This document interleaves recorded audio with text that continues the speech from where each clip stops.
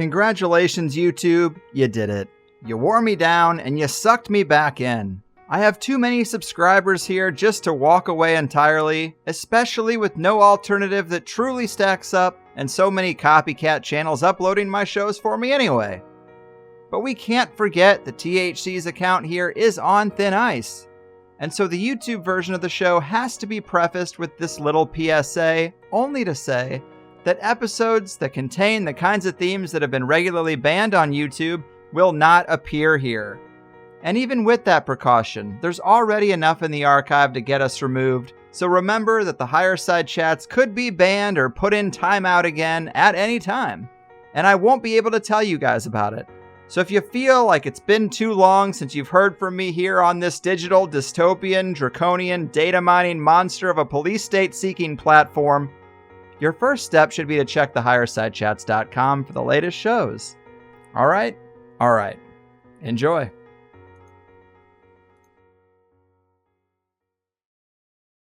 Welcome to another free first hour episode of the Higher Side Chats. I know we want to get into the action, but I have to ask that you help me armor us up a bit for the bumpy road ahead. Because I bring you the first hour of this show without unrelated ad nonsense as a proof of concept. And if you value it, then come over to THC Plus for the $8 a month and hear the full 2-hour interviews as they were designed to be and as you would enjoy them most. Go to thehighersidechats.com or just click the link in the show notes to get started, and within a minute you'll be plugging in your new Plus Show RSS feed into a hopefully decentralized podcasting 2.0 supported app. Feed the things you want to grow and starve the things that gotta go, and we will reach the promised land. Think about that and enjoy the show.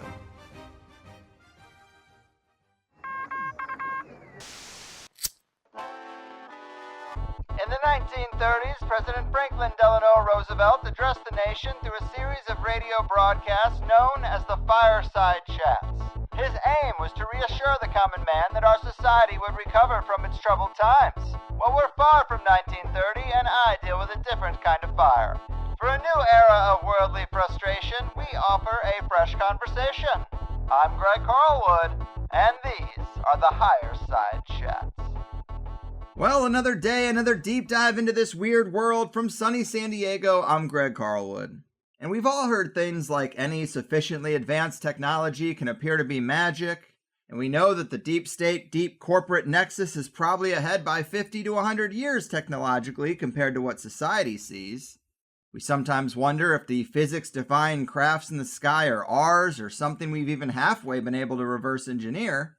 Tens of thousands of people have stories of being harassed and gang-stalked with advanced frequency weapons. And one might even say that the technology that actually took down the Twin Towers still seems a bit mysterious when you really look at it. There's a lot going on, and it's actually pretty hard to say how far down the technological track the technocrats actually are. We now hear stories of quantum computers, geoengineering, voice-to-skull technologies, and even brain-computer interfaces. But we have no idea how often these things are in use, or what they're really capable of. The culture shapers certainly seem to be pushing us down a path many aren't even aware we're on. Those who study the furthest edges of these technologies are doubted and mocked. And soon we might even wake up with a world around us that's been so thoroughly altered by advanced technology that we couldn't even go back if we wanted to. So it seems that we should always keep an eye on this space, and one of the most dependable watchers of the planet's puppet masters and their technocratic toys is the great Elana Freeland. She was here once before in 2017 in a THC episode titled The Space Fence, Planetary Lockdown, and the Ionized Sky, which certainly sounds to me now like she was way ahead of the curve. And now she's completed the third book in what turned out to be a geoengineering trilogy of the highest order.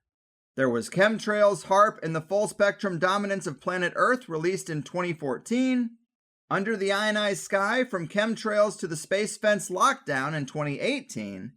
And now Geoengineered Transhumanism, How the Environment Has Been Weaponized by Chemicals, Electromagnetics, and Nanotechnology for Synthetic Biology, which should be out by the end of the month and looks to be back-ordered already.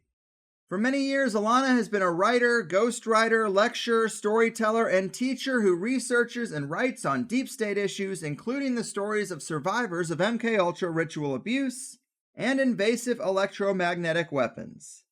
Her undergraduate degree was in creative writing with a second major in biology, and her Master of Arts degree from St. John's College specializes in historiography. It's certainly a pleasure to have her back, the transhumanist technology teacher, geoengineering educator, and thorn in the side of the big machine. Elana, welcome back to the higher side. Wow, Greg, that was a great introduction. I'll have to keep that because it's probably the best I've heard in a long time. Wow. So good. You covered all the topics that geoengineering has something to do with.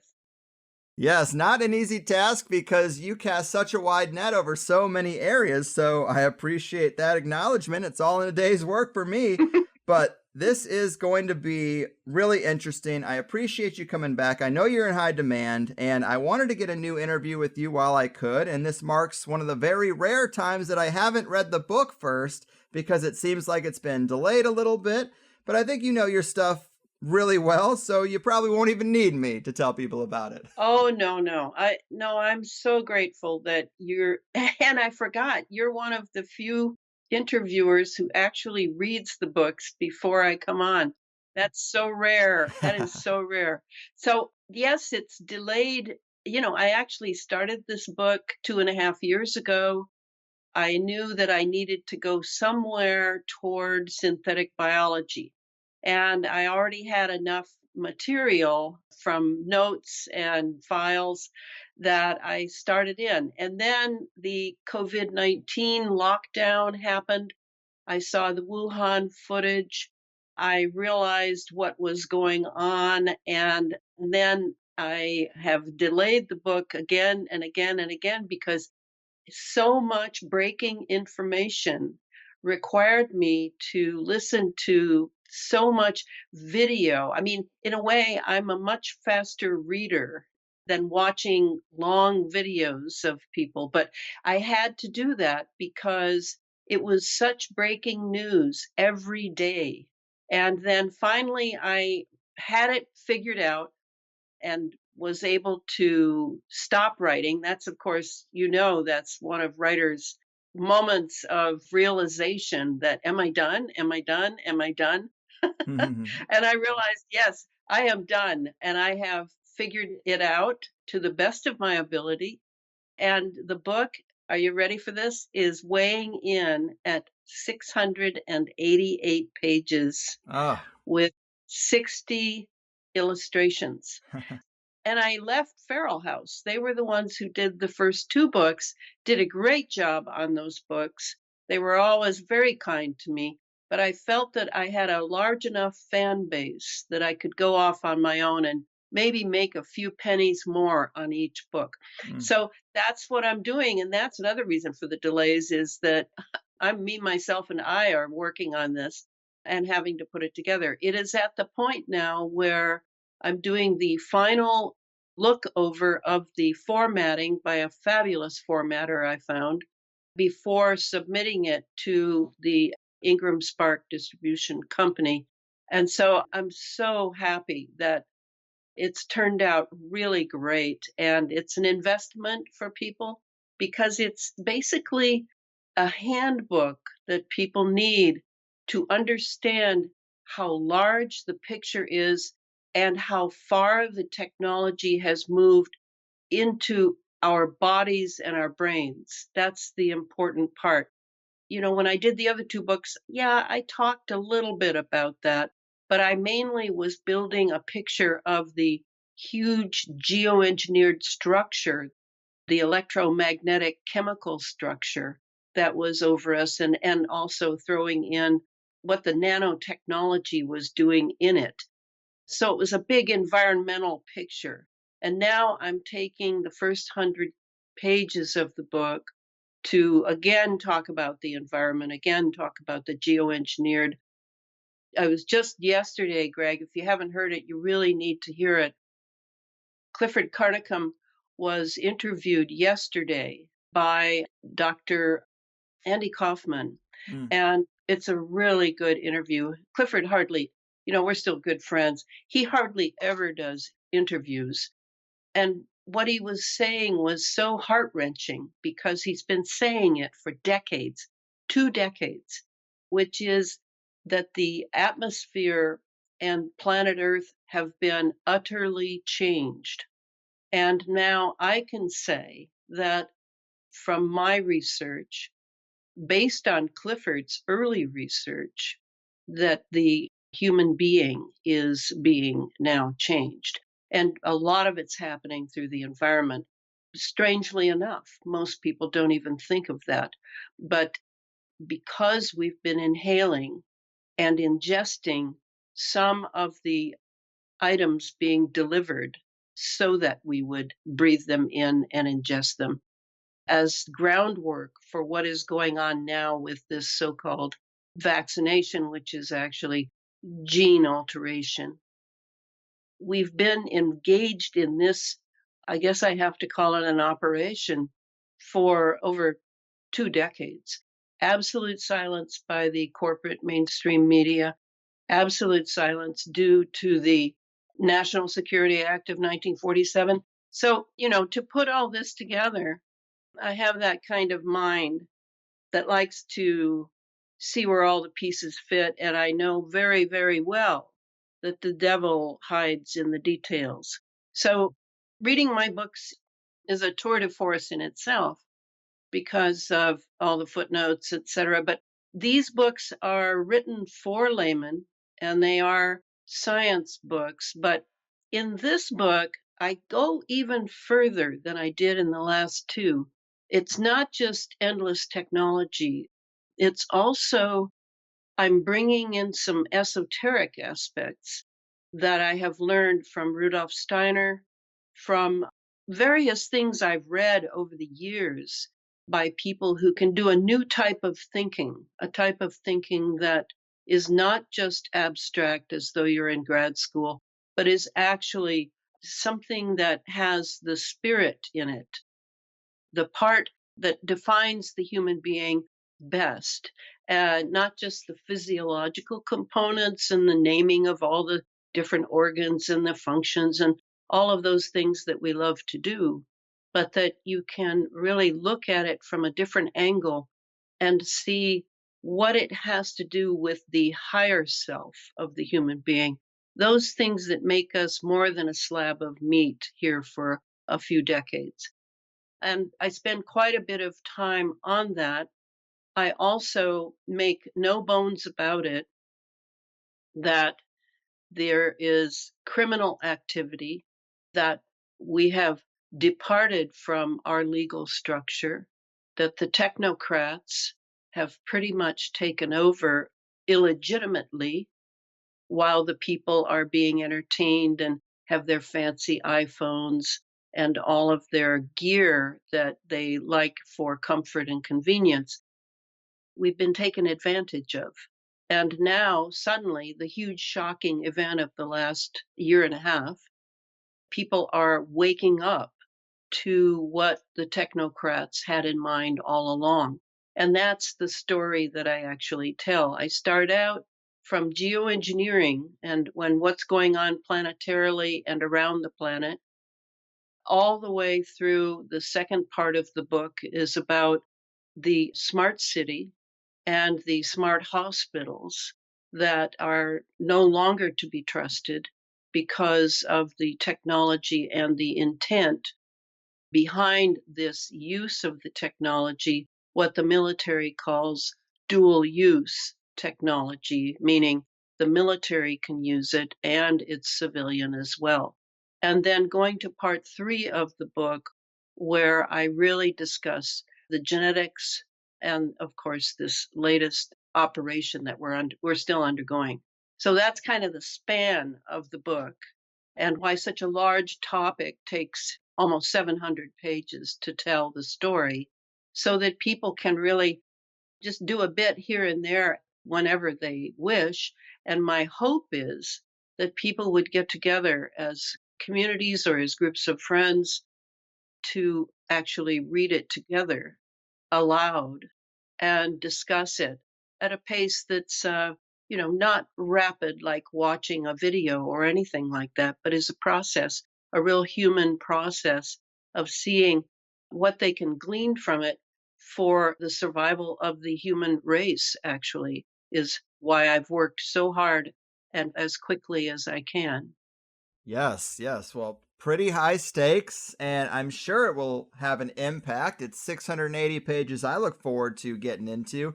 And just to read the description from the book, it says geoengineered transhumanism completes the picture of what geoengineering has been from its very inception decades ago to control the ionosphere with phased array heater blasts so as to maintain an ionized atmosphere in which chemicals, nanotechnology, and synbio synergies can be continuously laid by jets, drones, and rockets in the name of, quote, climate change. Thus, the groundwork for the synthetic biology neural network inside Human 1.0 began by manipulating the macro environment upon which our extraordinary interior microenvironment depends. The air we breathe, the soil we grow on our food, the water we must replenish, all have been commandeered by biotech and big pharma for Human 2.0 transhumanism. And man, that's just a mouthful right there. And it does go on to talk about vaccinations and brain computer interfaces. But I wanted to ask you about Human 2.0. Help people wrap their minds around what that is. How would we define Human 2.0 and their plans to get us there? I think the young doctor who has spent the most time on this and utilizes this human 1.0, human 2.0 paradigm is Dr. Carrie Madej. And she has done many video interviews in which she speaks very forthrightly about her concern that humanity is being changed genetically now, certainly through what has come before this so-called vaccination program going on now. But we really have to understand that what is human. I mean, really, I don't meet many people, Greg, who really understand what humanity is, what being human is. We tend to think of it as the way that our media leads us. And that would include our movies and television. And of course, a lot of networks who put up these things and producers of film are interested in creating dramas so that people will pay good money to go and have a lot of sensations. They're not really interested in meaning and in presenting human beings in a favorable light. It's much more about shoot 'em up, particularly in America. I mean, I really like detective stories. I read them when I have time before bed, and then I like films of them. And even I don't have a television. I've never owned one. I don't own an iPhone either. These are weapon systems to me. But I do own a computer. It's a weapon system I have to own as a writer and a researcher. But when I'm watching detective stories, what I love about them, and I normally just watch European ones because they're not obsessed with guns and violence. They're actually trying to think through the crime rather than the American version, which it tends to be over the top reaction response stuff. What I love about detective stories is that they're looking for something that after the body has been removed, the weapon is not there, the crime is over, but now they're looking around. The detective goes into wherever the crime happened and starts looking at details, details, details. This is what I do. This is exactly what I do and how I do it. I'm looking for patterns in amongst a lot of detail. So for me, the key to writing about things that I did not go to school for, but you don't, I think a lot of people feel pretty hopeless about understanding technology because they think that you need to go and get a PhD in order to know something about the technology. Of course, that is not true. Only Americans now think that. It used to be in the 19th and 20th century, there were a lot of individuals who had a good innate native intelligence and were able to go and do research and do a lot of experiments in order to see what parts of the research were true. And they did not have degrees. And I think it's important for people to take up that their ability to concentrate on what someone like me, I mean, I'm just a layperson. A master's degree is almost like a high school degree when you're talking big bucks and career in any type of university subject. But to really take it up and start looking at it, question, maybe go and research a couple of things, and begin to understand that you can find pleasure in getting involved in this sort of research because, truthfully, a crime has been committed. In fact, multiple crimes have been committed.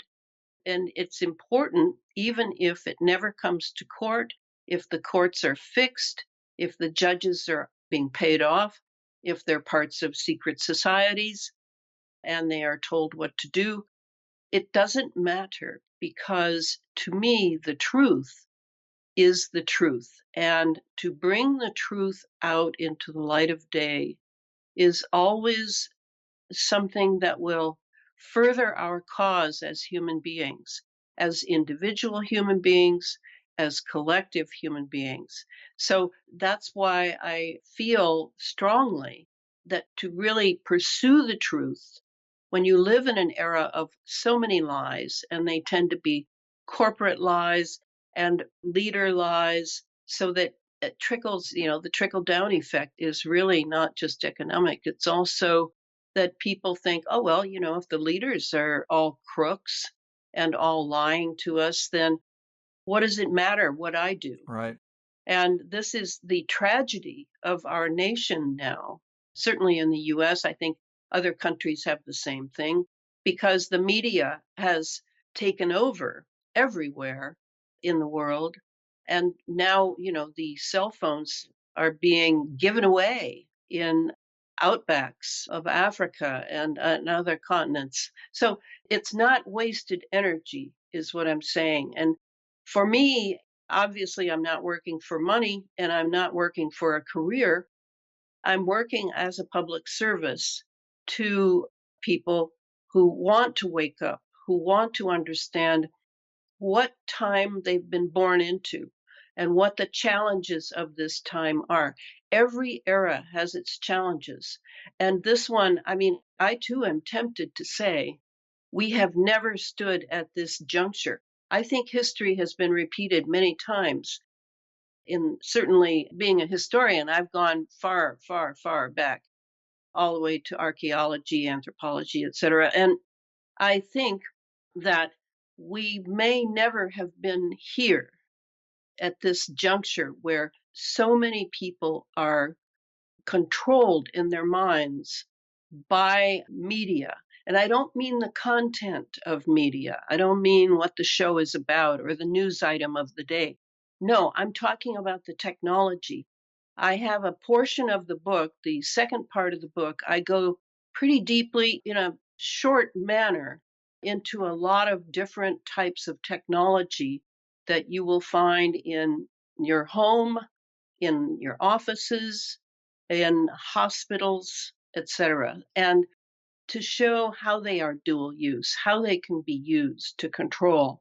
And take an example is the television. I keep telling people to throw their TV out, and I'm deadly serious because the technology of the new plasma screens and the HDs is really complete surveillance and absolute mind control, brain interference with frequencies that target living life forms in the living room, in the house.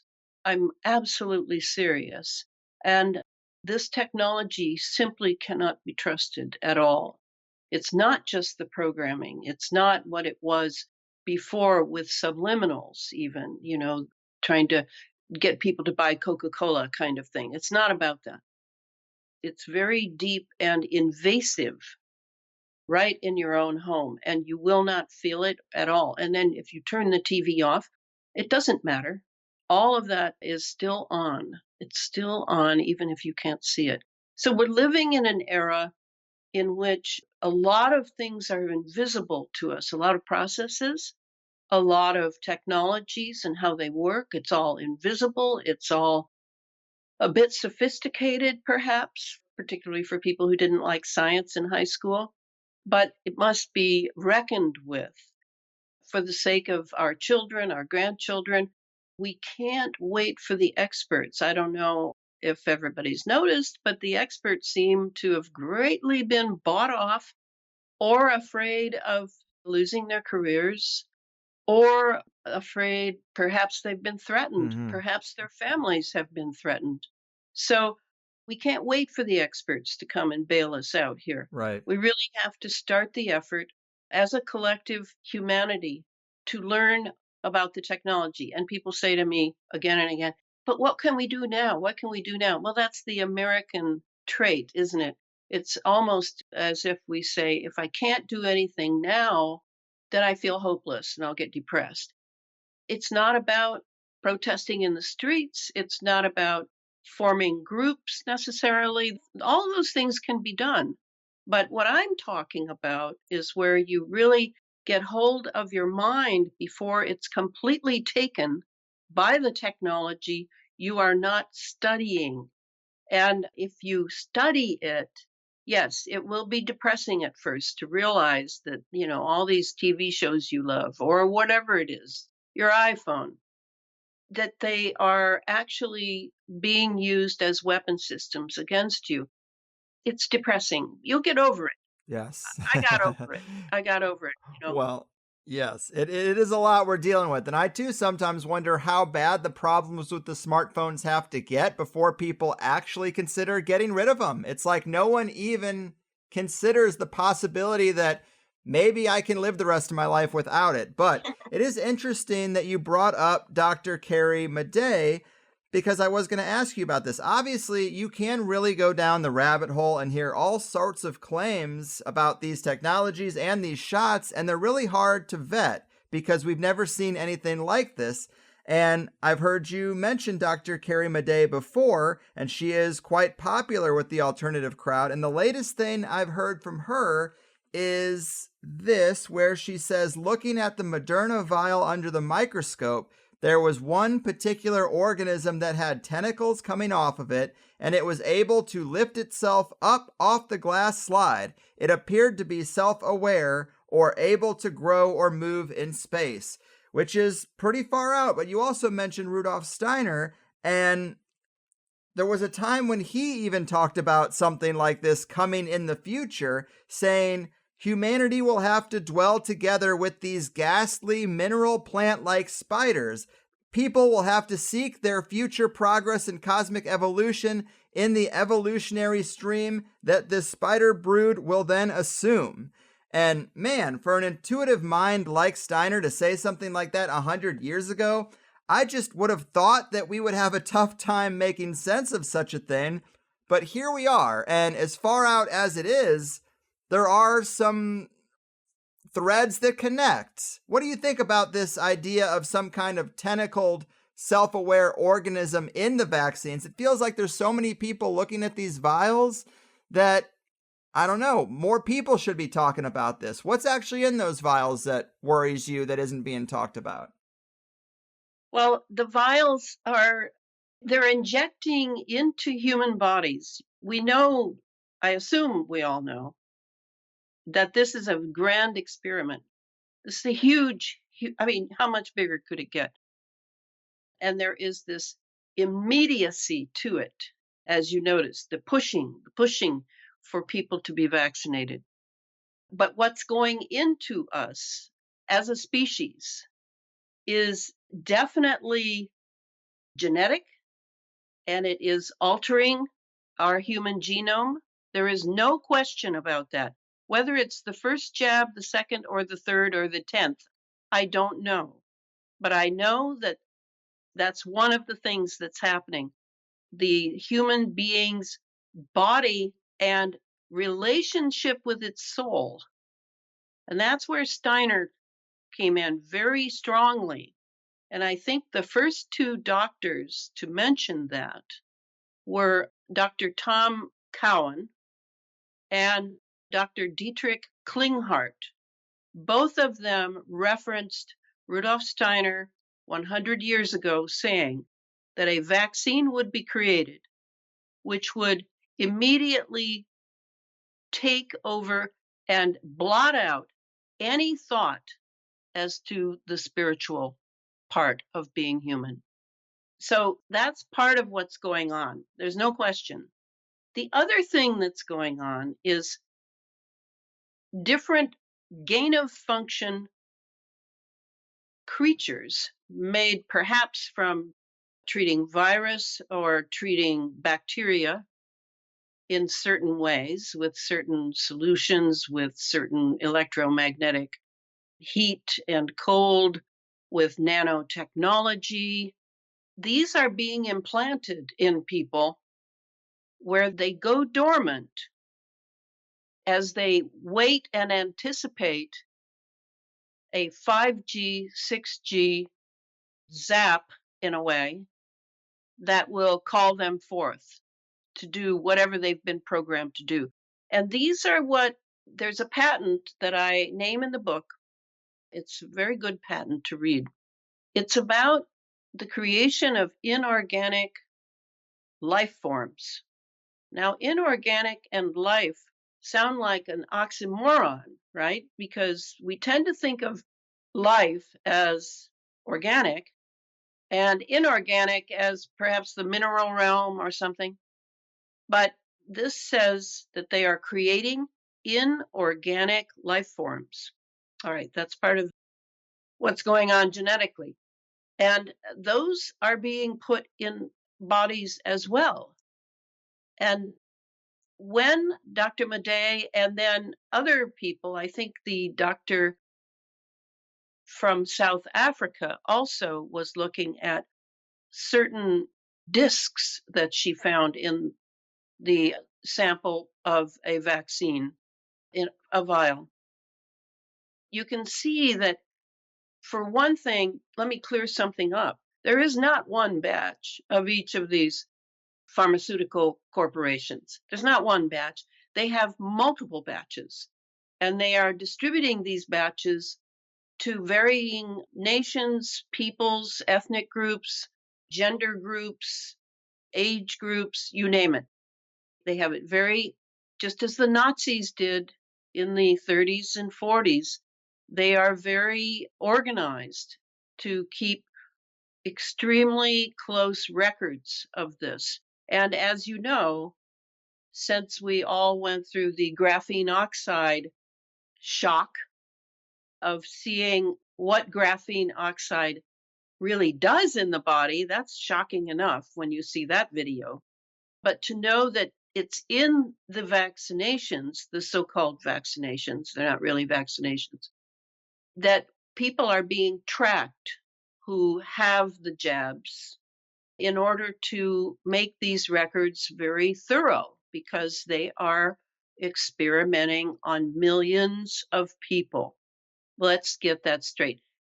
I mean, it's fantastic, Greg, how they can keep that division line in a so-called open society between the people who know this and are doing their own research and the people who are watching their televisions tell them what to believe and listening to news that is completely filled with lies, while they say that the other side, the, as you called us, alternative community, they're accusing us of what they're doing. So it's incredibly clever and so unfortunate that people have gone this far to trust their technology without, I guess, the ability to discern. And you mentioned that too, of who do you believe? To have lost the ability to discern when someone is telling the truth And when you encounter someone who maybe they don't have all the truth, maybe they're in a process. I certainly am in a process of learning, but you look in their eyes, you look in their face, and you know this is a good person.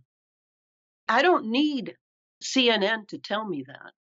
I don't need to go to a church or a temple in order to learn how to discern when someone is good and trying to tell me the truth.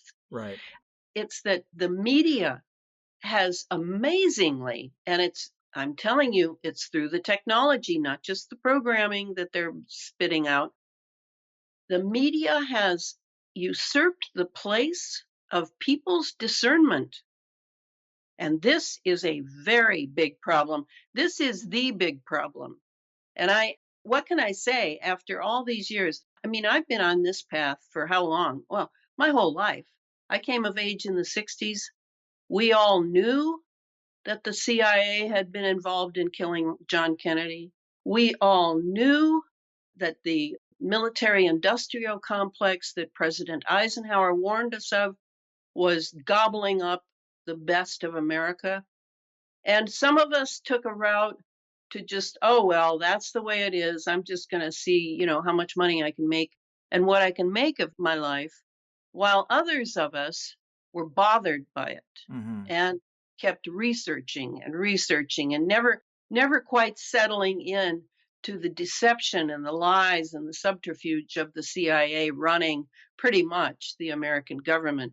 So the problem today is that this split in us, and of course, divide and conquer works very well, has for thousands of years in human culture.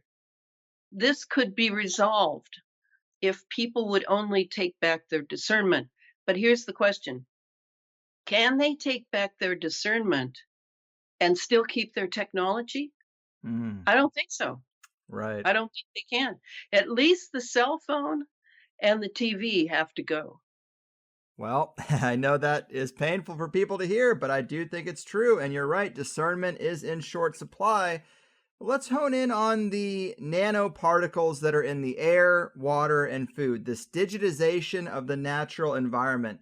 This is something that I think this audience is open to, but where is the smoking gun evidence where we can say, look, here's this stuff in the air or the water, and it's not supposed to be there? If it is ubiquitous, it should also be detectable. Advise people on how to detect these particulates or just how to prove these things to our friends and family, because they need to be confronted with the evidence, and that seems to be in short supply. Where should they go to get it? Well, I mean, Greg, we haven't known how electricity works since we were flipping on the switch back in the 19th century. Fair? I mean, you're talking invisible technologies now.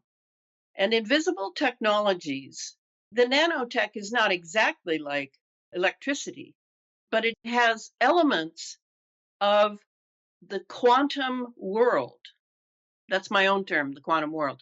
But the quantum mechanics, if you know anything, and I'm opening in a way another can of worms here, and I'm not going to go very far into it, so people don't need to get scared.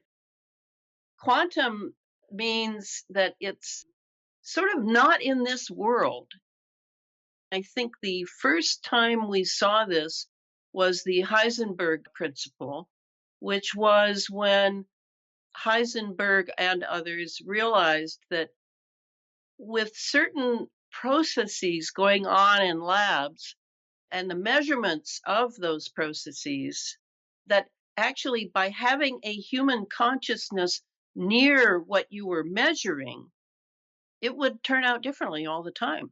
Right. And this was like, what? How could this be? We're measuring. Stay where you are. But what the quantum physics has shown us is that whatever is going on in this universe is actually a process. It's not a thing. And we're very good in the West at naming things, at measuring them. But there are certain parts of the reality that we're faced with which are invisible. And That's where someone like Rudolf Steiner, whom I consider to be the best in this area, where you're looking at what he calls sense free thinking. And he sees thinking, a lot of people see thinking as, oh, well, I need to stop and get a quart of milk on my way home. Well, that's not the thinking he's talking about. That's not even really thinking. Thinking is a spiritual activity, he says.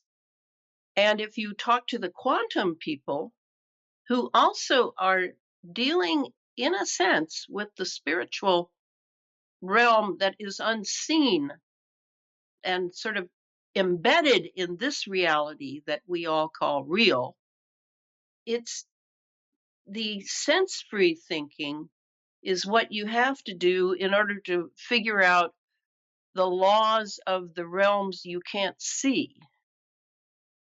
And the West has been quite good at this. And now it appears, to me anyway, after having spent 2.5 years writing this book, that they've gotten very good at some things. And you said at the beginning of the show that some people say they're 50 to 100 years ahead of anything we know about.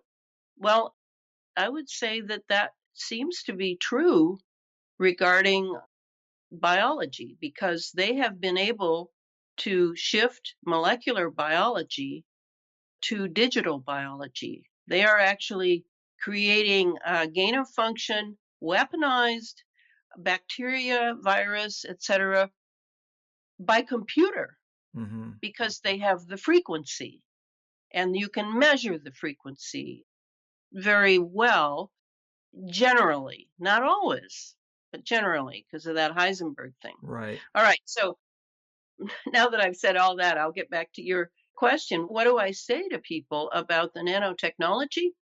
I say that I read a couple of books on it and discovered that, it was basically invented or discovered, I think is the better word, discovered as something that could be turned to a scientific and therefore military pursuit in 1970s, when Eric Drexler, the so-called founder, was in grad school and had kind of figured out how it worked. And what he wanted, he had this great idea.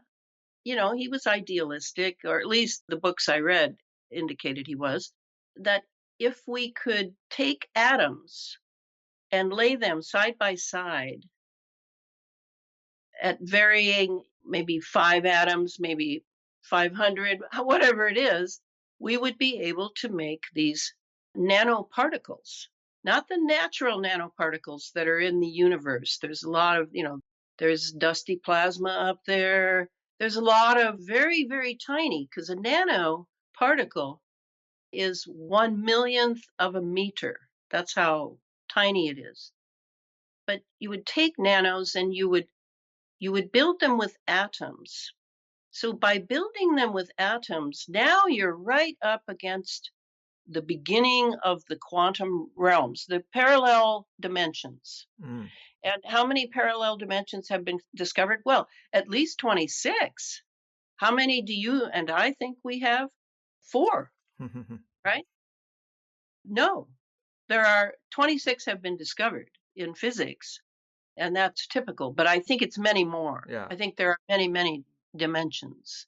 So when you're talking about nanotechnology, they're right up by the quantum level. So you start building them with atoms, and the more you build them and the more nanoparticles you've built, you'll see a consciousness in them. They actually swarm together.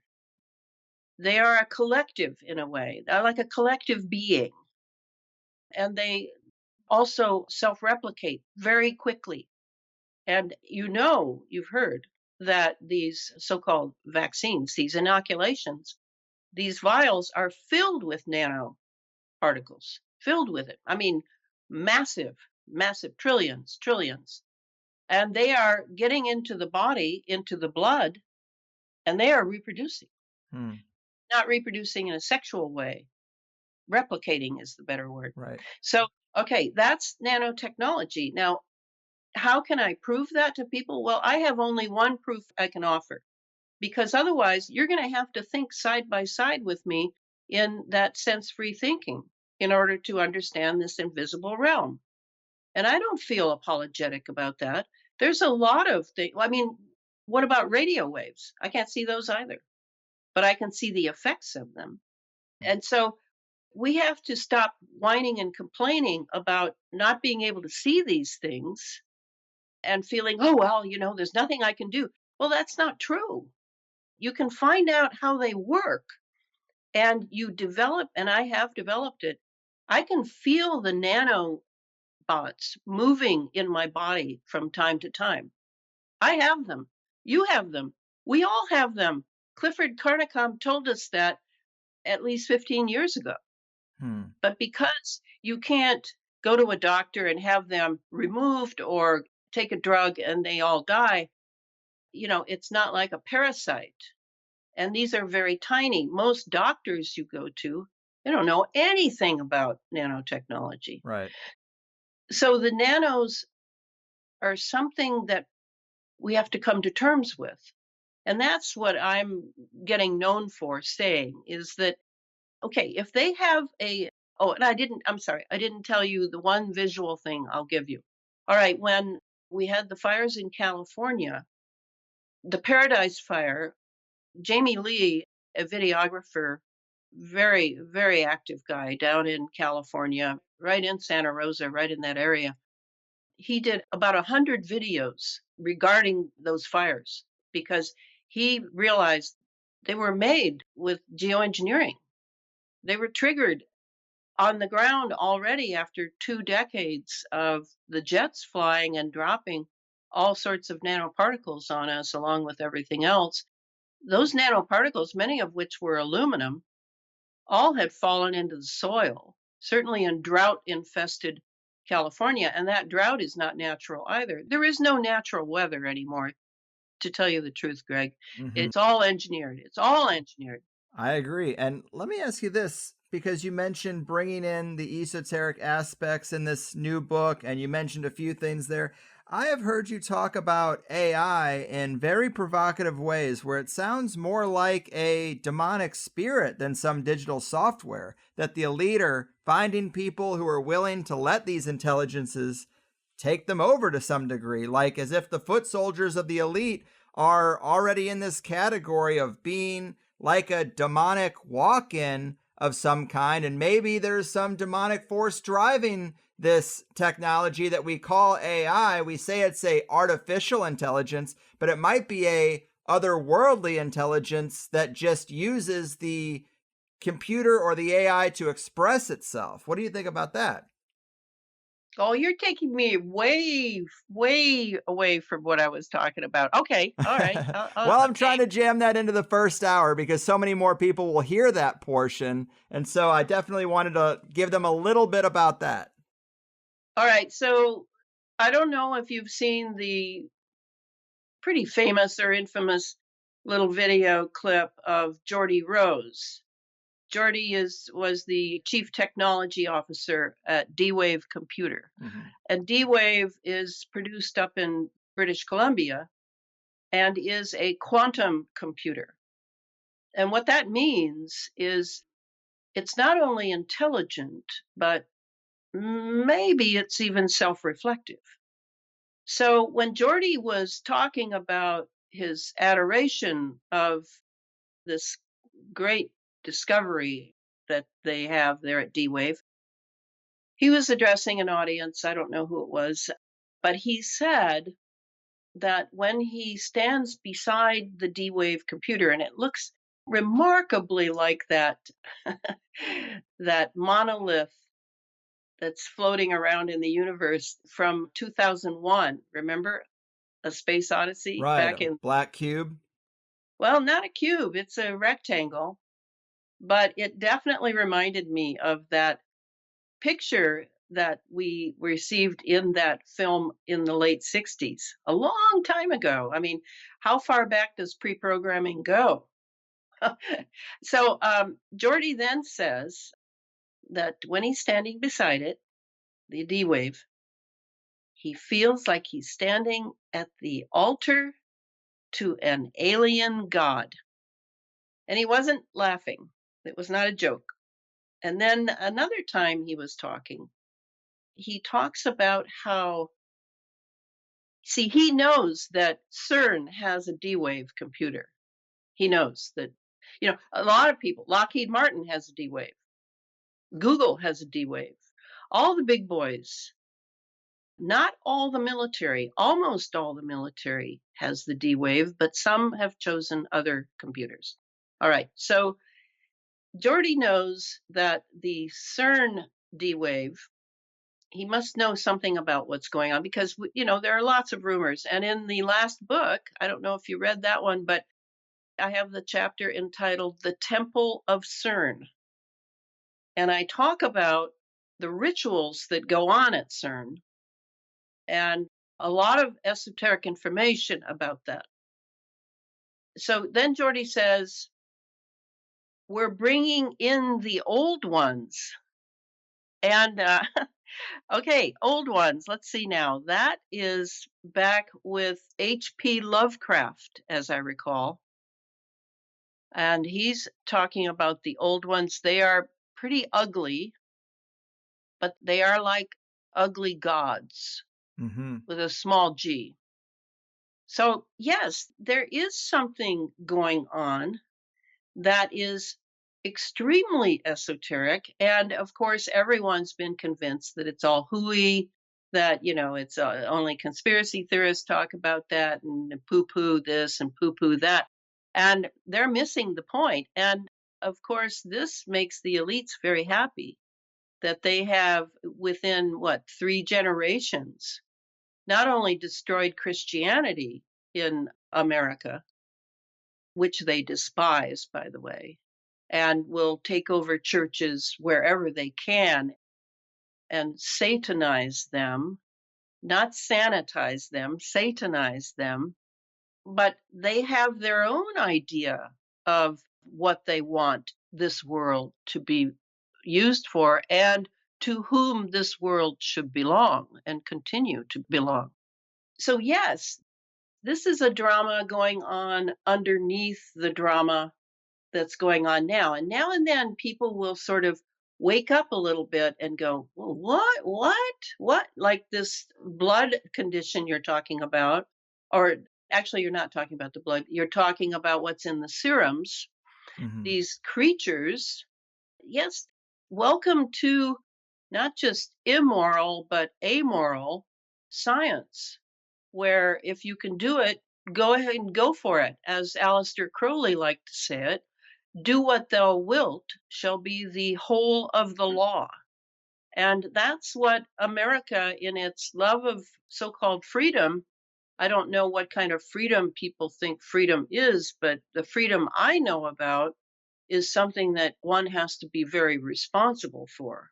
It's not whoopee, and let's see what happens and we'll fix it later.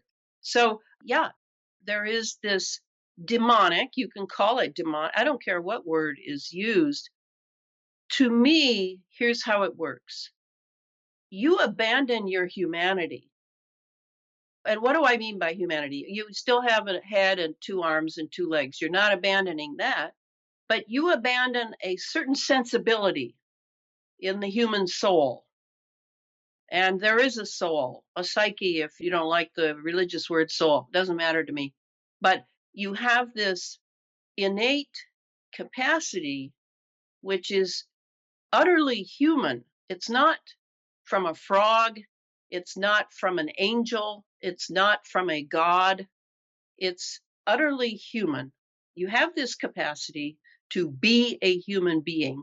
And then you're born into this world where you're going to have to deal with whatever's going on in your family, whatever's going on in your community, whatever's going on in your gender, your culture, your race. All these things you have to come to some degree of knowledge and peace with. And it's a lot. It's a lot for humans to be born into this world and take on all of these levels that they have to find a way to edify their humanity, to learn more about being human, to learn about what it is to have a lot of human beings around who aren't at all like you, who maybe have very dark sides. And when these scientists and these doctors and whoever go into science, I think they have to grapple with the power that science could give them. And I think that they don't realize when they're first going in to med school or into graduate school, they don't realize there are dark forces working through people who are there, who are watching them, and who are going to see if there's a weakness, if there's a way to bring this person on board to some of the agendas that the dark forces have against humanity. They don't realize that, and they get caught. And once they get caught, then some of them really like it. And, the rituals and the child murders and the drinking blood and all that terrible stuff, they get caught. And now they have to do what they're told. Perhaps they join a brotherhood. Perhaps it seems very benign. And then slowly, as they're in there a longer time, then other things start to manifest and unfold. And so that's kind of how it works. And when you make a vacuum in your psyche, your soul, whatever you want to call it, of your humanity, something will fill it. As you know, nature abhors a vacuum. And Yes. there will be an entity, because this world is loaded with entities we cannot see. They are everywhere. And some of them are benign, and some of them are just sort of like big molecules, and some of them are, Wilhelm Reich used to take photographs of them. They're like sky beings. They're made of plasma. They have a very thin plasma body. Yes. There's a lot going on here, a lot going on. And fortunate for us, so that we can concentrate on learning how to be a real human being, we don't see a lot of it. And that threshold has been purposely closed to us. But what is happening now is these scientists are chipping away at that threshold, because they want what's on the other side, they think.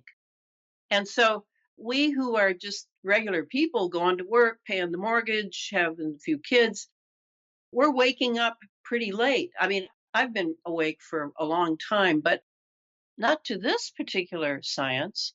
I didn't know about this before I started studying it and realizing, oh my gosh, they're changing molecular biology to digital biology. And that simply means they can run everything electromagnetically through Wi-Fi. They can run people's brains, they can change their genetics, they can give them diseases, you name it. It can be done that way now. I'm not using the future tense here. It's now. It's already here. So, yes, there is evil in the world, Dorothy, the Wizard of Oz, right? But if you retain your humanity, which is very real, we are an amazing species. We have been on a path of evolving here on planet Earth in material bodies, in living material lives, as Madonna sang in the 80s. We have a lot of challenges, and what we do affects our humanity in toto, everybody. It's not just you who opts out, who, smokes a lot of pot, drinks a lot of alcohol, looks at very sketchy things on the internet. It's not just about you. It's about all of us. It's about all of us, and Yes. retaining your humanity. Well said. Well said. That's very true. And the full paradigm and structure of reality, many people just don't even recognize it. So it's hard to understand the game if you don't even have the right game board. And that seems to be the situation. Before we go, I was also going to ask you about the potential for any other brave researchers that you respect that we might also want to highlight for people in these troubled times? Lights in the darkness, ways to follow up on the overall thesis here. What do you think? Who are some of the other people that you stand arm in arm with? Oh, well, I mentioned that Andrew Kaufman had done that interview with Clifford Carnicom. Very good. I hope you'll see that. That was just yesterday. And I did have an idea. Someone I really like is Michael Hoffman. Michael Hoffman wrote a book in 2001 called Secret Societies and Psychological Warfare. And it's a short book with lots of pictures. And what he's trying to do is to show people how symbols and what is known as twilight language is affecting people and trying to control them. And now, 20 years later, he's come out with another book, and it's called Twilight Language. And I'm actually reading it right now. I think he's very good verbally. He's an excellent writer. He's conservative. And yet, here he is talking about the CIA and all the secrets that have gone on, the Freemasons, etc. I think knowing about this realm of the subconscious, where our subconscious is being manipulated by many of the elite who belong to secret societies and know how to do this. I think that that's very important to break through those barriers to our subconscious so that we can be more unified and not be so conditioned to think only of intellectual things and numbers and measurements and things. That would be one of my recommendations. Mm-hmm. Awesome. Well, right on. Elana, great to talk to you again. This book seems so dense and heavy and interesting. I am excited to get my hands on it. As we're wrapping this up, remind listeners where to get this book, because I believe it is quite limited where they can get it, and maybe any other platforms they can follow you on and keep up to date on what you're doing. Well, they will be able to get it probably through the distributorship of the Ingram Spark people I'm going to go through by going to their bookstores. But right now, the pre-order is at about 300 people, and that is through the Rudolf Steiner bookstore in Seattle. They can find it on the net, Rudolf Steiner bookstore, and there's even a special place for this book. And that book will be available, I think, by the end of the month. I mean, I think I'm going to be submitting it for publication by this Friday, or at the very outset by Monday. Wow. Very exciting. Yep. Having a baby takes a long time, I'm finding. Oh, that's funny because I have a baby due any day now. Oh my gosh. Oh, congratulations. Thank you. Thank you. Just a funny terminology to use. And man, this has definitely been a lot of fun. I mean, sad, but interesting to learn about. And I appreciate your work and dedication. I guess I'll say cheers to the great crossover. Happy to be here with you and keep fighting the good fight.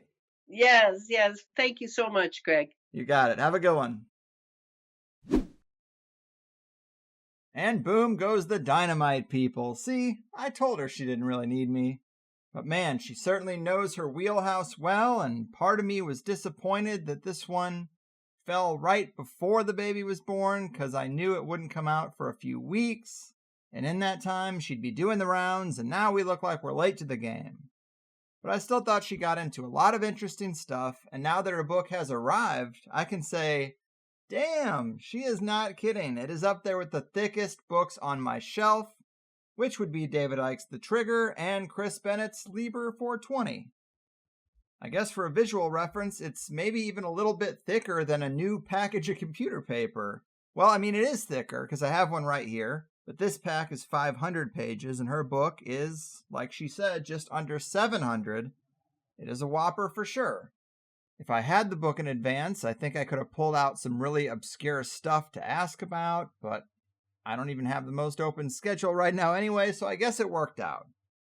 I'm glad we could talk about the stranger stuff in the COVID shots conspiracy conversation. I did try to get at some of the hard evidence, the smoking gun stuff, and that's probably where I could have used the book the most, because I would have pulled out some compelling evidence. But anyway, I wanted to get this one out. I know we're behind schedule when it comes to releasing shows, so I just got to keep chugging along. I'm certainly not behind when it comes to recording interviews, so they should be coming at you pretty quick for the next week and a half. Part of the holdup is that I wanted to have new stuff to say about the site or higher side meetups, and I have some stuff to say. Let's start with meetups. We got several new ones on the books now.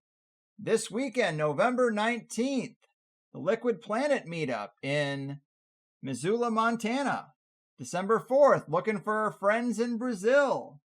Also December 4th, the LA Anti-Vaxmas Party at Gilligan's Irish Pub.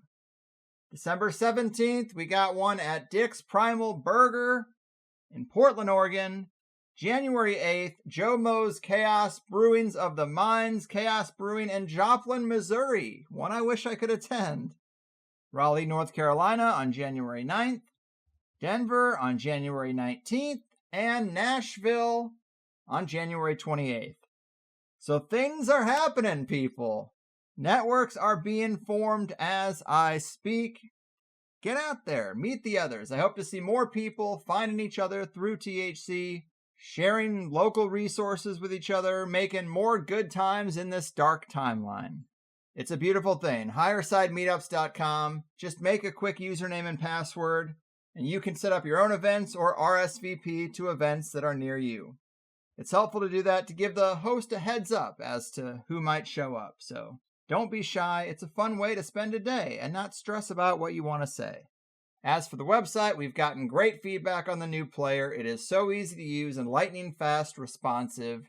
We had a slight hiccup where it wasn't working well on Firefox. Well, that's fixed.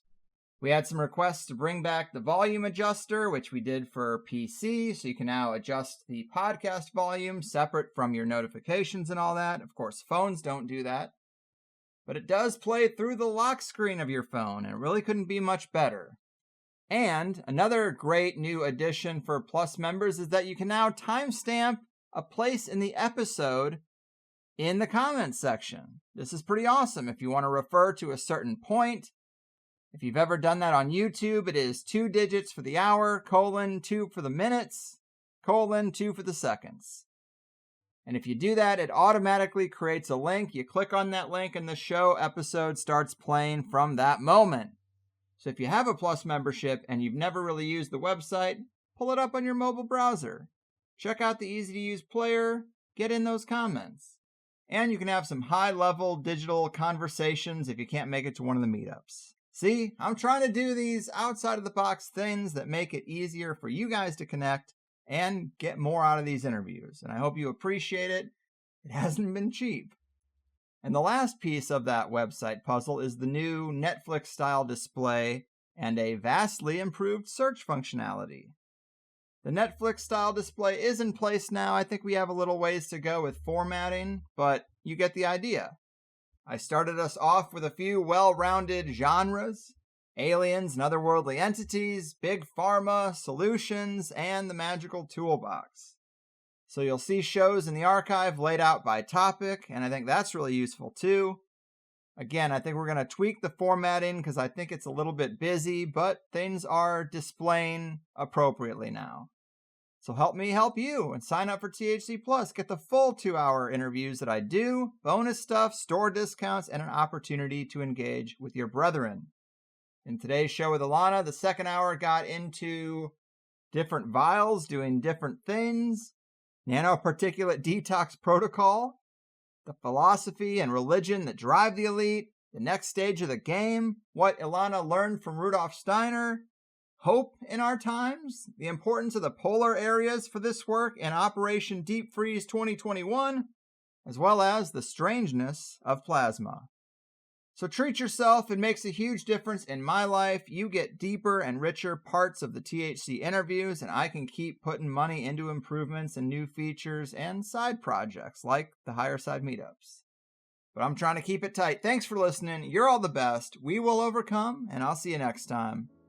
Your move, synthetic biology scientists, technocratic tyrants, and humanity 2.0 traitors. Your fucking move. Oh no, you see, the world isn't random, it's attached to puppet strings, control over everything. The 9 to 5 is trying to steal ya. Now don't that job seem silly? Hello, can you hear me? Or should I play back recordings from some spying agency?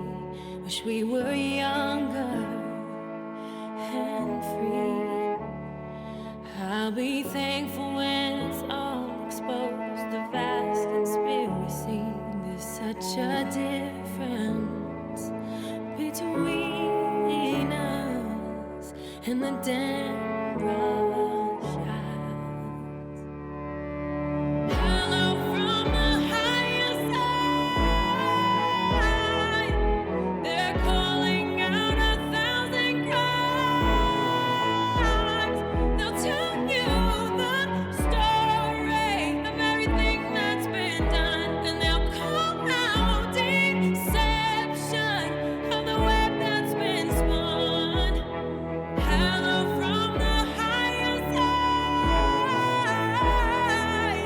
The earth is hollow inside. They'll tell you about something that no one else will. Have you heard about Saturn? Have you heard about the real since the war?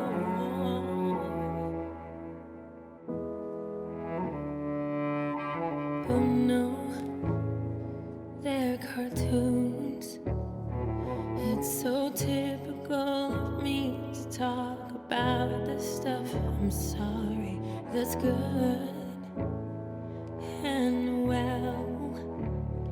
Did you ever hear the argument that nothing really happens? It's no secret, and that the best is plus, it's double.